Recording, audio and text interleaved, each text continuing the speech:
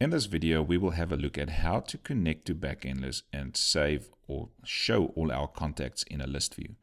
So for a list view, you obviously need on your layout file, you need your list view. You need to have an ID for your list view. And if you go to your activity, you need to declare it and you need to set up the list view. That's the first step you'll need to do. So we've already done that. The second step is you must have a custom class that will work with every item in your list view. And basically we're going to show contacts in the list view. So we need a contact class, which we already have. This is also our table online. If you have this all set up, then the next thing you'll need is a custom layout file for every item in your list view. So what we'll need to do now is to create a custom layout file that will represent every item inside of your list view. So let's do that. We're going to go to on your layout folder, resources layout. You're going to right click, say new layout resource file. I'm going to change the root element to a linear layout, and the file name I will call row_layout. Now please make sure that you have all the letters that you typed here is lowercase, and you may use the underscore. It's in the resources folder, very sensitive folder, so make sure that everything is lowercase. So I named it row_layout. Then say OK. All right, now in this layout, you can design how every row element should look like. So what we'll do here, I'm going to add, firstly, we'll add a layout, and I'm going to add a horizontal linear layout. So I'm going to drag in the horizontal linear layout there, click on it, make sure that the height is set to wrap content. Then I'm going to drag in a text view. There's the text view. Then after that text view, I'm going to drag in another layout. So I'm going to drag in a vertical layout this time again. So make sure it's in this one, but it's after your text view. So you'll have a linear layout, and the best way to do this is to not look at what's going on in your layout, but look at your component tree. So you have the root vertical layout, you've got the linear layout directly after that, that's horizontal, and look at the indentation there, and then you have a text view with a linear layout. Inside of this linear layout, we're going to drag in two more text views. So make sure you go into that one, and again into that one. Okay, so make sure that your indentations look like this. Right, so now on the screen it doesn't look very nice. So we're going to set that up now. So for the, let me just see, for this text view, we go into the text. So that's basically this text view. So you can see there's a linear layout, another linear layout, and then there's a text view and a linear layout. So I'm talking about this text view and linear layout. So for the text view, I'm going to set the width property to 0 dp. But you can see the weight property is 1. So for the linear layout, I'm going to also set the width property to 0 dp and make the weight property 8. Okay, so what we did now is to say on the screen in the linear layout that's horizontal, we've got two components. Although inside of this linear layout there's another two components. But inside this linear layout there's only two, the text view and the linear layout. On the screen, there's 1 plus 8, 9 spaces on the screen. This one takes up 1 of them. This one takes up 8 of them.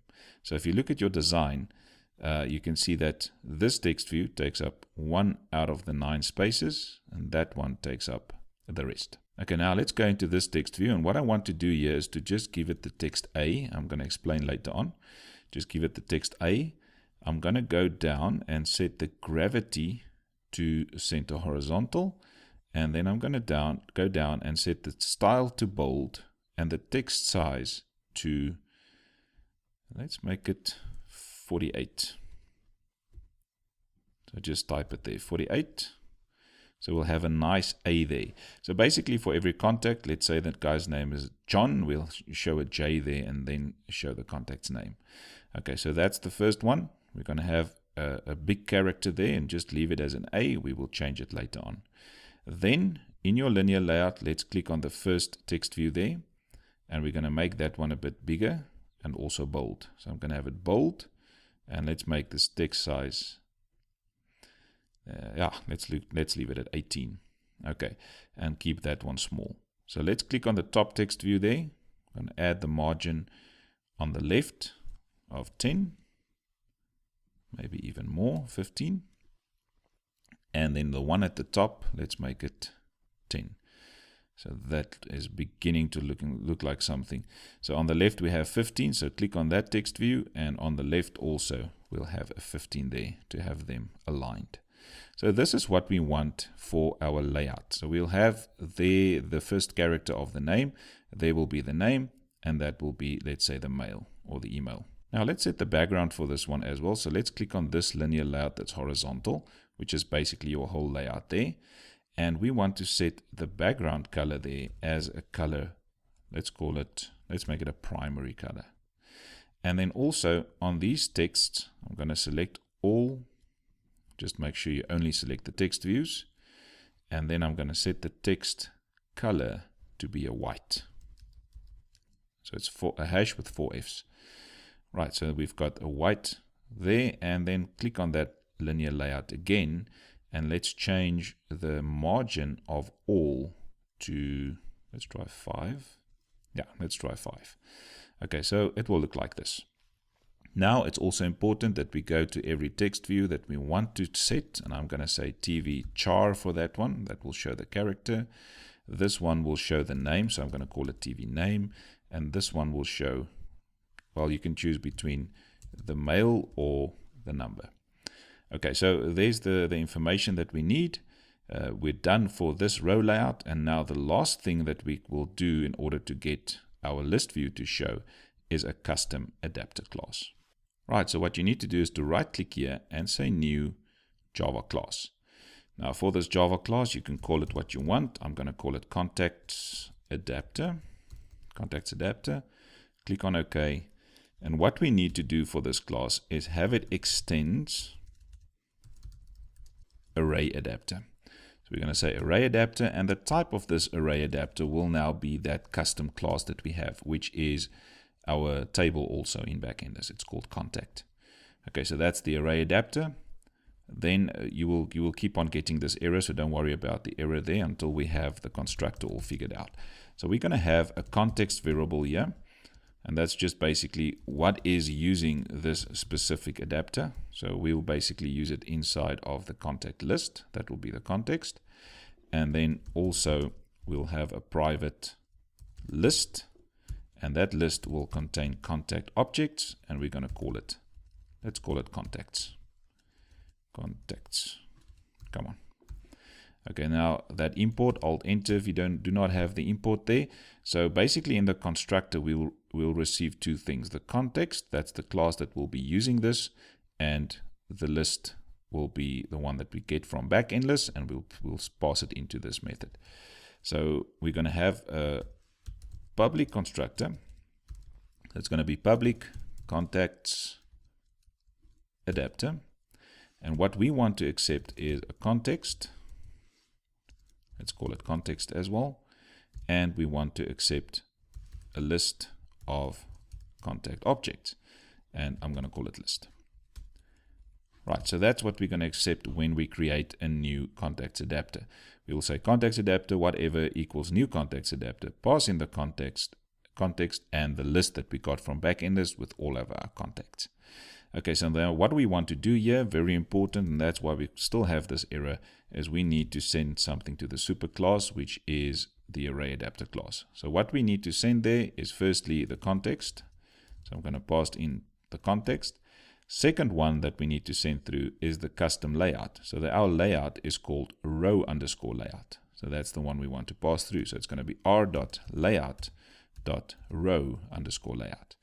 And then the last thing that we need to pass through is this list that we passed in. And now you should not have any errors in this class. So now the next thing that we want to do in this constructor is to say that our context, this one there, should be set to the context that was passed in. And our contacts, which is this list that we have there at the top, should be set to the one that will be passed in so that we have access to them. Okay. And now after this, you can just basically go right click, generate, override methods, and make sure that you get the get view method. Double click it, And there you have the getView method. So just enter that return statement. We will return that one later on. Now for this, we need a layout inflator service. So we're going to say layout inflator equals, and we need to go to the context now that was passed in. So that will most probably, in our case, it will be the contact list that wants to use this. So it will basically be referring to the contact list and get the layout inflator service of that specific contact list. So we're going to say cast it to a layout inflator, going to context, which will refer to the contact list. And we're going to say .get system service. And the system service that we want to get is from the context class. And there's a service called layout inflator service. Now, because our data is on an external layout and not on an activities layout, that is why we need to go to use the layout inflator service to get a link to this external layout. So now the next part will be, you can either create a new view here, so you can say view whatever equals, or you can just use this convert view there. So I'm just going to use the convert view, and I'm going to set that to inflator.inflate. And now what do we want to inflate or connect to? We want to connect to r.layout.rowLayout. And the second argument will just be this view group that was passed in, which is called parent. And the last argument, you'll just set to false. Right, so now what we will return here is basically also that convert view. That's the one we'll return. So now we've got a connection with this convert view. We've got a connection to that layout. On that layout, we've got 1, 2, 3 text views. The first one is called TV char. So let's set them up. So I'm going to say text view. Let's say TV char equals. Now, instead of just saying find view by ID, you can see it doesn't even pick it up. We need to go to convert view, which has got a connection to that layout, and then say dot find the view by its ID. And the ID for that one is TV char. Right, now let's do the next one, text view again. I think I'm just going to copy and paste this. It's going to be faster maybe. So we're going to have 3 of them. The first one is TV char, this one is TV name, and that one is TV mail. Right, so we've got TV name, and we've got TV mail there. Also make sure that you change it there. So this one will be TV name, and that one will be TV mail.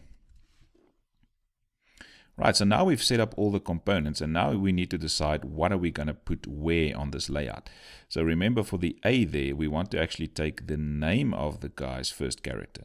So what we're going to do here is to say on TV char, we're going to set the text to be.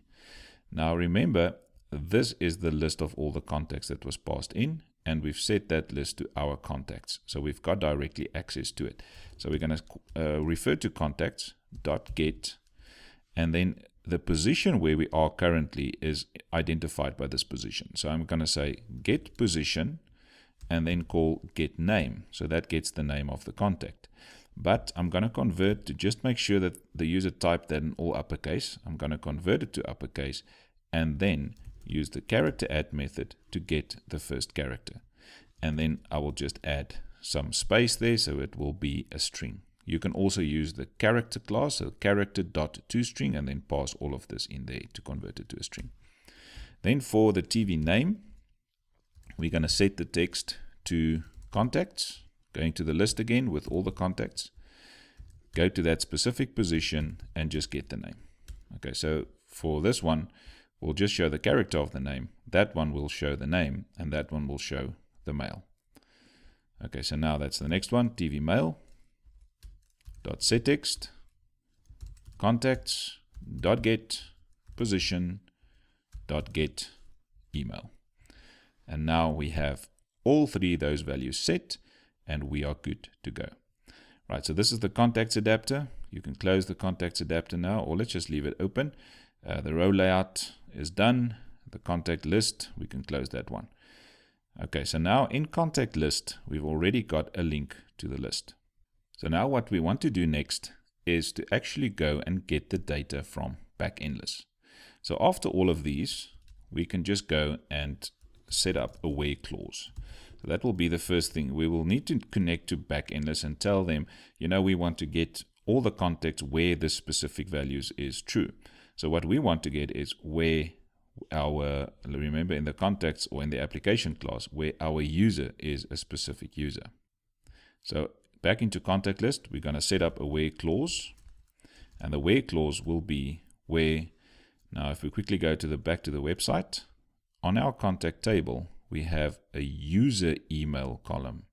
So exactly that spelling, user email, is what we want here. So I'm going to say user email is equal to, and then I want to go and have a look at my user in the application class. So I'm going to say application class dot user dot get email.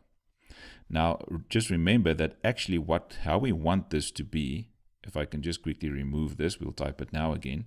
We want to have something like where the user email is equal to, and then have it in quotation marks there, and we can say something like john@gmail.com as an example. So you can see those two values, or those two single quotation marks there.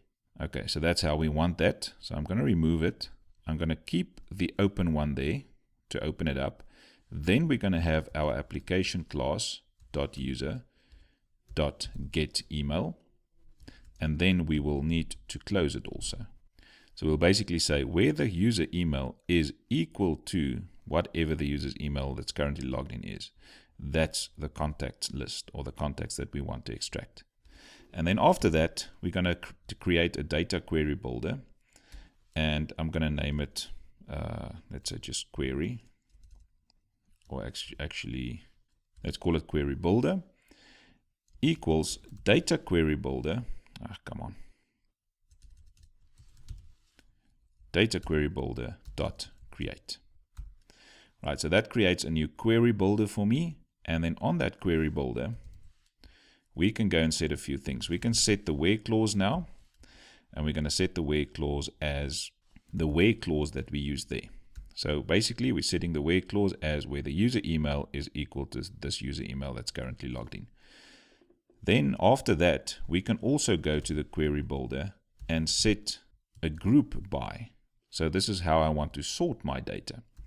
So if you look at your table there again, we've got a number, we've got a user email, we've got a name, and we've got an email. So maybe we want to sort our contacts by their names. So that's what we'll do there. Make sure you spell it exactly the same as you have it in Backendless. So I'm going to say query builder.setGroup by name, which means that every single contact in that specific contact table will be sorted by their name property. Right, now we can go and start showing the progress, and we set it to true. And also that TV load, let's give it a message, set text. And we can set it to getting all contacts, please wait. Right, so now we show the progress, we show getting all contacts, please wait, and now we can make a connection to Backendless to actually get that specific table's data for this specific user. So we're going to say Backendless.persistence again, .of, so now we need to indicate which table name do we want to get the data of, and that is contact.class. So remember that our class or our table name is contact, so that's where we want to retrieve it, contact.class. Then we're going to say .find, and you can see that we find that by using a data query builder and then going to the background. So we're going to say find. Our data query builder was called query builder, and then we just say new async callback. Right, so now at this stage you can see then that we go into the background to the contact class, we find all the contacts where this query will be met, basically where the user email is the guy that's currently logged in, and we group or set the data by its name. And now if you go into handle fault, we can just show a toast there again, show the error there, fault.getMessage to show the error message, and make sure also that you set show progress to false. Now in handle response, if everything went fine, this response, you can see it's a list of contacts. This response will be a list of contacts that we can send to our contacts adapter now and set up our data. Now, the easiest way here to do is to go and create a variable at the top for your contacts adapter. So I'm going to say contacts adapter, and then we'll set it up in coding now at the bottom. So have it as a global variable at the top, contacts adapter. You can see it's this class of ours. So it's contacts adapter, go down, and we're going to set it up here. So we'll say adapter equals new contacts adapter. And you'll remember for our constructor, we sent in the context and then a list with all the contacts. So the first one is the context, and that will just be contact list, the class that we're currently in, dot this, comma, the next argument will be the list. So this response. So we can basically pass in the response there. Let's say response. Okay. And now what we want to do then is to go to this LV list, which is the list view, and we're going to set the adapter to the adapter that we just created. And that should set your data now to the list view. So just another comment, later on we will also be able to go to the next activity and maybe edit the data and delete the data and so forth, or maybe directly call this guy or whatever we want to do with it. So then it will be important for us to have a link to this response that we had here. So I'm going to go to the application class again, and I'm going to create another variable here, static, and I'm going to add a list of type contact, and I'm going to call it, let's call it contacts. So this list will then, just add the import statement. This list will then basically have a link to all my contacts currently in the database. So here it's basically just set up. So where can we get a reference to it? By setting it here. So I'm going to say application class dot list. Let me just go back to the application class. Sorry, contacts, not list. Dot contacts equals this response that was passed in. And then we can set, instead of response there, we can say application class dot contacts. Okay, so now we get the list of all the contacts. We set that list to our list in the application class, which means that we've got access to that list throughout our whole application. And then that will be the new response. And to the contacts adapter, we're setting that contacts. And to the list view, we set the adapter. And now if we run this application, we should see all of our data from Backendless.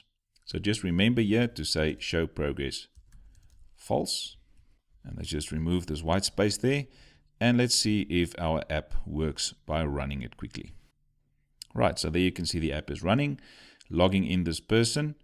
And then we've got, if we click on list of contacts, let's see what list of contacts will we get back, and that's John Rambo.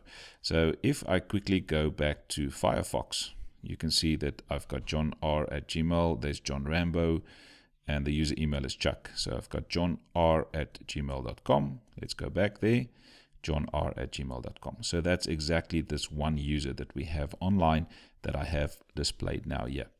You can see the J from the name was taken and so forth. Okay, so now let's say I create a new contact there. Let's say the contact name is Peter Pan, his contact number, and his email, peter@gmail.com. And we create a new contact. You can see that a new contact was created, Peter Pan. If I go back and I say the list of contacts, it should now be sorted, also John Rambo and Peter Pan. Just something interesting now, if I go to the user email and let's make this one chuck@gmail, just chuck@gmail instead of chuck@gmail.com, then the user email is not the same for the user that's currently logged in. So if I run this again on my emulator, go back, say list of contacts again, it will not take this person that the email is not of the current user, and it will only show me Peter Pan. If I change it back to gmail.com there, for that user, go back, refresh, list of contacts, I will see both again. So this is basically it for this video. We've got a list of all the contacts that's currently in the database, and we've got them sorted by, or basically by the name column, but we have them for every single user that logs in. So if you log in with another user account, you will not see these two contacts there because it does not belong to you.